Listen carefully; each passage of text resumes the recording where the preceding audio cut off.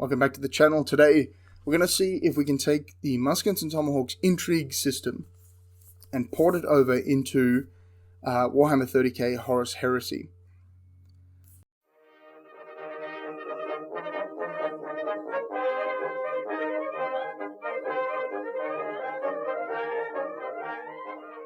So, Age of Darkness, as it's called now, the second edition of 30k. The book is back there behind the cover. I left the window open, so there's a bug. Apologies. If you haven't seen the previous two videos in this mini-series, the first one is Force of Virtue, and that was about using the Force of Virtue system to roll up games. So they've got a way of rolling up the deployment, the mission, why you're there, what are you doing, and then what's the purpose of it all, which create really nice little linked scenarios. Muskets and Tomahawks, as I've said for years, has a side plot system. And if you watch my review of Muskets and Tomahawks, which I'll link in the description, I talked about the side plot system, which is now called intrigues, but I will still call side plots. And side plots are interesting. If you watch the Muskets and Tomahawks video, which is the other video in this series, mini-series, you'll see how I showed you how to do up a scenario for Muskets and Tomahawks and use the side plots to tell a story. So we went from what would have been a game of some French regulars clashing with some British provincials and trying to kill one another to French regulars are trying to scout out the softest place to push through. The provincials have just been told not to move and to defend their area. The French officer is a drunken authoritarian, and the provincial officer was an energetic, young, eccentric man who was not really in control of what was going on, but he was just there to have a good time and do his bit for the king or the governor. So the game itself has gone from just two sides smashing into one another to two characters interacting over a battlefield to tell a story. So let's see if the side plots will work for Warhammer 30k. So let's get into it. Siege of Terror is all the rage.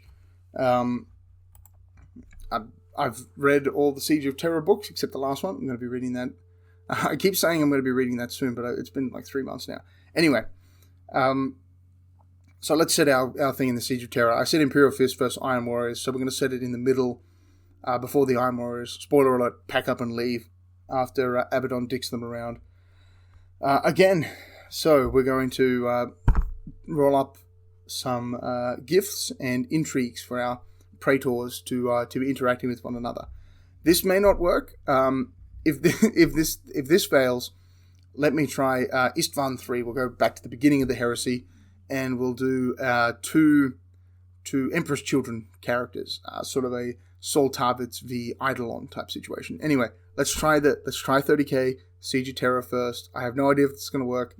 If it doesn't work, that's probably an argument for building a specific set of intrigues and stuff for 30k rather than directly adapting this. So let's have a look at the gift that let's start with the Iron Warriors. We'll start with the good guys. The gift of the Iron Warriors is he is charismatic. It doesn't sound like an Iron Warrior, but anyway. This one is a direct one we can port over into 30k. Once per game, when a unit of the commander's troop type, we'll just say has Legiones Astartes Iron Warriors, within 6 inches must make a reaction test. Count the result as no effect without rolling the dice.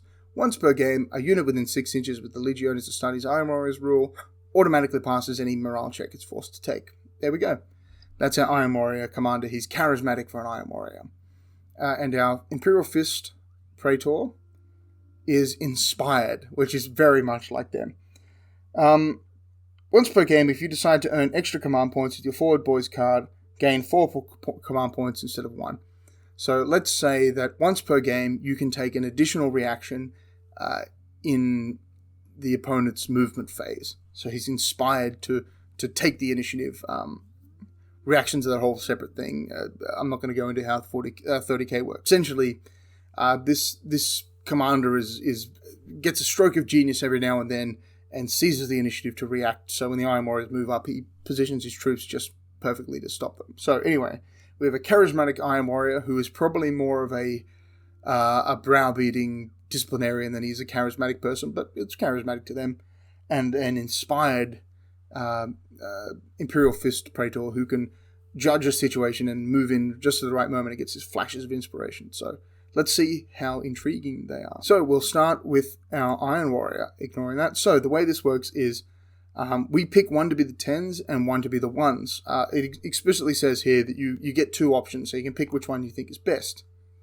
So 0 and 3, 10s are 0s. So our Iron Warrior is either full of hatred, which is exactly, oh boy, let's not even check the other one. That's what an Iron Warrior is, full of hatred. The commander has to eliminate at least 6 enemy figures in melee combat. Then you've completed your intrigue. So it's 6 figures, and they count as double if they're in melee. Let's bump it up to 10. And let's say if the Iron Warrior Praetor can kill 10 enemy figures, or 5 in melee, then he's slated some of his hatred of the Imperial Fists and has achieved his side plot. That one, I swear I didn't rig this. That could not have come up better. So let's look at 3-0. Negotiations. This is probably not going to be a great one. After the commander has been deployed, place a civilian in base contact, and then you roll dice essentially to figure out if you can negotiate with this civilian. So in Muskets and Tomahawks, this would be like the mayor of the local village or some sort of local tracker who can show you around. In 30k, it could be a prisoner that you're interrogating. So our Iron Warrior is either full of rage and just wants to kill Imperial Fists, or has got some sort of prisoner that he's interrogating, trying to get information out of. So if we're saying it's Siege of Terror, it could be a human that he's captured or some sort of Astartes. So I think we're going to go with the full of hatred, just because that's Iron Warriors. They despise Imperial Fists. They're just hateful little people. That's why we love them so much. We've got a big Iron Warriors army. I love them. So we've got a charismatic or fear-inducing, filled with hatred Iron Warrior who is trying to kill people in close combat in order to get intrigue. So the intrigue, what it does is basically like a secondary objective. So you could say it's worth 3 victory points for 30k, or 2 victory points or something. You get a bonus for completing it, but it doesn't win you the game. In Muskets and Tomahawks, the intrigue is like a tiebreaker. So that is our Iron Warrior, who is full of hatred. Let's see what our Imperial Fist is doing. 2 and 9. Okay, so let's go chart number 2, number 9. Lasting Rancor. We had the same one come up for our provincial officer, but we didn't pick it. So this one, you pick a unit or an officer, and they have to die in order for you to win this intrigue. Not particularly themey for the Imperial Fist, but I mean, I can see it. You've got some sort of hatred of this particular unit or this particular guy. You've got suspicions to them. They've been worshipping the Emperor. They've been doing some bad mouthing of someone, and you don't want to kill them. But if they die, you're going to be happy. So maybe that one. That's really Imperial Fisty. That would be a friggin' great world. That's an Iron Warrior one right there. If that one pops up for Iron Warriors, take it. They literally will kill you. They don't need an excuse of disliking you to kill their own people. Was it Istvan 5, which I've got a video on Istvan 5 on the channel, coincidentally. The word bearers are calling in the Iron Warriors, telling them to stop shooting down all the aircraft because they're falling down to where the word bearers are, smashing everybody up, and the Iron Warrior just says, "Why don't you go pray about it? Everyone's dying here today." So they could give less of a toss about innocent civilians or friendly fire or casualties like that. So yeah, that one would have been so good for the Iron Warriors, but we've got it for him. But we've got it for our Imperial Fist. Let's have a look at what chart number 9, number 2 is. Intelligence Officer. Oh, okay. Each time your commander ends a movement action within 8 inches of an enemy unit, take an intelligence token. If your commander is alive and you have 4 tokens at the end of the game, you have completed your intrigue. I think we're going to go with this. So our Iron Warrior is leading an assault force. He's got the Iron Fire going, which is basically danger close artillery support. He's got the Iron Fire going. He's made contact with the Imperial Fists, and he's trying to kill as many of these bastards as possible. Very Iron Warrior of him. It's not added particularly much to our game. We've figured out that our commander is charismatic, or at least disciplinarian enough to sort of get people to do what he wants them to. And he wants to kill people in close combat. So he's sort of got a Kroger aspect. Kroger is an Iron Warrior's character who loves to kill people in close combat. So we've sort of got a type of Iron Warrior. Whereas if we had got that Rancor one, he could have been maybe staying back, getting someone else killed to get a promotion or to take vengeance for someone touching his things or whatever. Iron Warrior is notoriously petty. So we've not shaken the mold or anything, but we've got an idea of what our commander is doing. The Imperial Fists, on the other hand, they're obviously responding to this Iron Warriors threat that's just come in. We won't mess with the scenarios too much because 30K's got its own scenario system with its own objectives and deployments. I don't want to touch that. These are purely about adding an additional secondary objective to make the game more interesting. So this one is interesting. Our Imperial Fist commander is not really interested in killing anyone, the same way the Iron Warrior is. He's interested in finding out what unit this is. Dawn is back in the Bab Bastion, and Dawn is getting info fed to him like crazy. And Perturabo as well, but Dawn is getting all this information, and he's trying to find out what units are where, what needs to be counted, how many of them are there. So our Imperial Fist has been sent to find out who these guys are, get close enough to them. The helmets are still sort of picking up readings on unit identifications and stuff. So the Imperial Fist officer is trying to figure out who these people are. He knows they're Iron Warriors, but what unit are they? Can he recognize any particular champions? Sigismund is running around killing champions specifically, so maybe one of these big named heroes of the Iron Warriors is over here. Sigismund might want to come and kill this guy. So that's his thing. It's not super interesting, but we've added a little bit more depth to the game, and we've added some secondary objectives which seem kind of cool. We've also given our characters a sort of mini warlord bonus in that the Iron Warriors can pass one action per turn, and our Imperial Fist can take a reaction movement order, which is actually going to help him to get closer to people he needs to get close to. So it's not super groundbreaking. It's not going to throw the game balance out, but it is an interesting way to do it. Let's try now doing it for 2 Emperor's Children at the beginning of the Heresy on Istvan 3, which I've got a video about. So we've got our traitor Emperor's Children. What is his gift? He's got a lucky star. This is the best one. Once per game, after the commander is removed as a casualty, return them to play within 6 inches of where they were eliminated. So this one may be a little broken. What we'll say this is when you die, you come back with a single wound within 6 inches of where you were deployed. So this guy's got some hardcore Fabius Bile augmetics going on. This guy is wired up with bionics. He's got the lair shouting stuff. He's decked out. He's got the combat drugs. He's on it. The Emperor's Children, the space snake cocaine people, they're into pleasure and ecstasy. And they're at the very beginning of their journey at Istvan 3, but it's in there. So our traitor commander is in Musket and Tomahawks, he'd be lucky. In this, he's literally fueled by so many drugs that he can't die.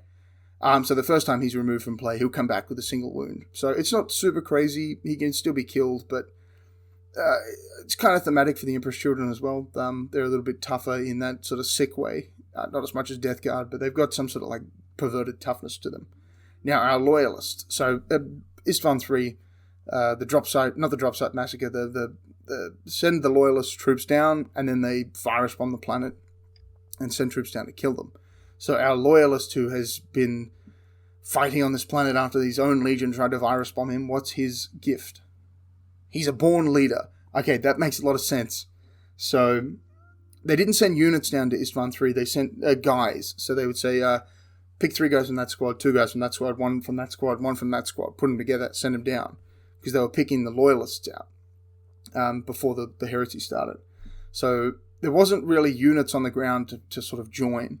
It was sort of, you're trying to have as much command structure as you could, but they sort of picked out people. So this guy is obviously a born leader.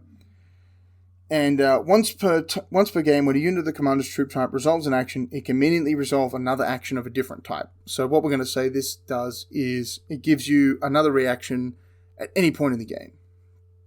So the commander's unit can take a reaction at any point in the game in addition to other reactions they can normally take because of his leadership abilities. That's pretty basic. It's not going to throw the game off.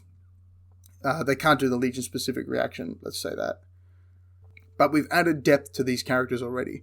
So the depraved, degenerate Emperor's Children coming down is a drug-addled. Well, maybe not that level, but he's got the stims coursing through his body. He's living on the high. And our Emperor's Children on the ground is a born leader. He's managed to sort of... He's probably a captain of some sort, but he's got his unit together around him, and they've all respected his authority, and he is adapting enough to the combat situation. So let's look at our Traitor Emperor's Children's intrigue. I'll try to keep it semi-PG. So, 10s and 1s. Let's go to 3, number 9. 3, number 9 is Lasting Rancor. We've got that 3 darn times already. So, we know what this one is. You pick a friendly officer or a friendly unit, you want them to get wiped out. Hey man, that's Emperor's Children. Especially on Isfahan. Not all the loyalists went down, you know. Maybe some guys have got some loyalist sympathies, or they're not fighting as hard as you thought they would be. Maybe you think it would be really, really funny if some of your own guys got killed. We know on Isfahan 5 there were Emperor's Children units who stood there as they were getting shredded with lightning claws because they just were in ecstasy of how great it felt. So maybe you've got a subordinate officer who you really, you know, now that you're purging the Legion, it would kind of be nice if that guy was dead so that you could put someone else in that position who was more of a lackey to you. So our traitor Emperor's Children could have some lasting rancor, or he could be eccentric. Wow, could we have picked 2 better ones to roll for the Emperor's Children? So 9, number 3 is eccentric. And ironically enough, this one was also picked in the French-Indian War video. So what eccentric meant in the French-Indian War version of Mustard Tomahawks is it's a card system where you activate on cards, and you what you do is you can't if you have 3 more cards in your hand, you can't pick which one you activate next. You have to shuffle them and randomly deal one. So that's the eccentric nature of it. What could we say eccentric means for this? That's probably one that we can't really transfer. Because 30k you activate all your units at once. There is no card system. There's no deployment system. So I think we'll go with Lasting Rancor. That's the reason you're given the option of 2. One of the reasons you're given the option of 2 is so that if one of them doesn't work or it's kind of silly, you can not pick it. So we've got a very lucky, drug-addled, he's getting into the whole pleasure thing, Emperor's Children Traitor Commander, who really dislikes his, let's call him a centurion. Let's say that they've got let's call him some sort of banner bearer. We'll call him, I can't remember the exact name, the Vexiliator or whatever. A champion, a Legion champion. There we go. There's a Legion champion that he's come down with, which is a duelist type that he thinks is really cocky and he wants taken down. So his job is to get that Legion champion killed, who's a centurion, so it's a junior officer. So if that duelist is dead at the end of the game, you get 2 victory points. That sounds pretty good to me. And there we've got even more story for our Emperor's Children. So it started out as just a game between 2 of the exact same army fighting one another, and suddenly we've got a depth to it we didn't have before. Let's look at the Loyalist. 4 and 3. Okay, this is going to be interesting. So chart 3, number 4, is a letter. When the commander is deployed, give them a marker. If the commander finishes a movement within 2 inches of an enemy officer, they give him the letter and remove the marker. If you give the letter to the enemy officer, you're removed from, you win the game, even if you die. That's an interesting one for Istvan 3. So, your loyalist officer wants to give a message to the traitor officer. What could that be? That could be very interesting. He may want to give him some sort of FU letter. He may want to, it doesn't have to be a letter, it can be like a gesture or even just a verbal message. He may just want to get close to him and let this motherfucker know how he's felt about him this whole time and what a piece of trash he is, and give him a piece of his mind, give him a verbal spray. And if he dies, I mean, he's going to die. Everyone in Isfahan 3 knew they were going to die. Unless you're some of the people who didn't die. Which is like 2 of them. But he wants to get in this guy's face and just give him a spray. So that could be one. 3, 4 sounds good. What about 4? 3, 4 is that one. What about 4-3 is cruel? That's an interesting one. Each time a friendly unit within 8 inches of the commander gets a recoil or fight reaction, so if you fail a morale check, it suffers a casualty before it is resolved. At the end of the game, you have one unit that has suffered no casualties. You have completed your intrigue. Oh, that originally sounds kind of weird, but I could see that being a super disciplinarian officer, where he's commissar style. He's just taking shots at people who run away. We've got this little. They all sort of have these little strong points, but we fortified this little palace area because that's what the Emperor's Children assaulted. Was the palace. So we've assaulted this palace area, and we've fortified ourselves here. And there you are, hiding in the ruins. I'm going to shoot one of you, so because that's what we're doing now anyway. So we're going to make sure that that anyone who shirks gets dealt with. And the idea is at the end of the game to have a unit that's untouched, which is interesting. I like that idea of the letter. I love the idea of getting in the face of the other guy and giving him a spray. Even if you die or succeed, doesn't matter. So you could even include that to be basically if you challenge the other guy to a duel. If you get into close combat and issue a challenge, that's 2 victory points. I think that's really cool. I love that idea. I would probably make it to be the enemy commander, not the enemy Legion Centurion, because the Centurion wants to be killed anyway. So he's probably going to be seeking out your Praetor, who you're going to give a Thunderhammer to. And so he can get killed. Whereas I think the Loyalist should be going after the traitor commander to give him a piece of his mind and tell him... I had to cut that out because I went off the rails. And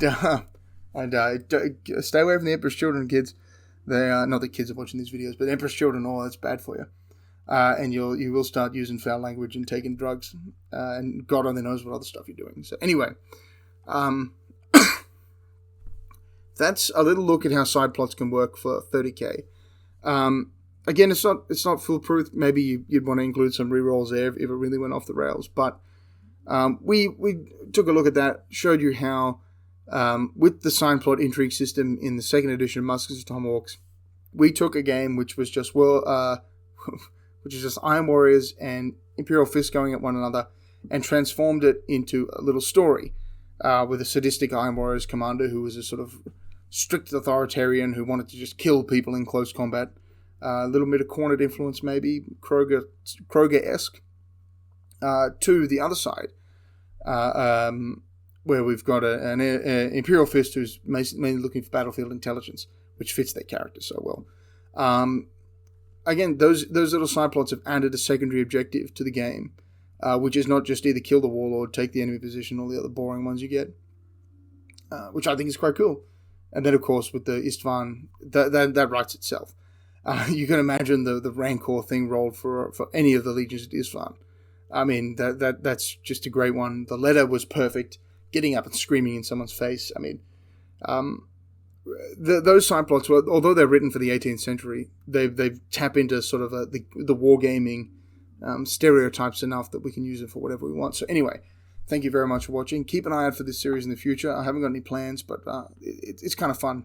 I wonder how many games we can take those intrigues and side plots to, and how many games we can explore, making the game deeper than just what's in the scenario book. So thank you very much for watching. Have a wonderful day.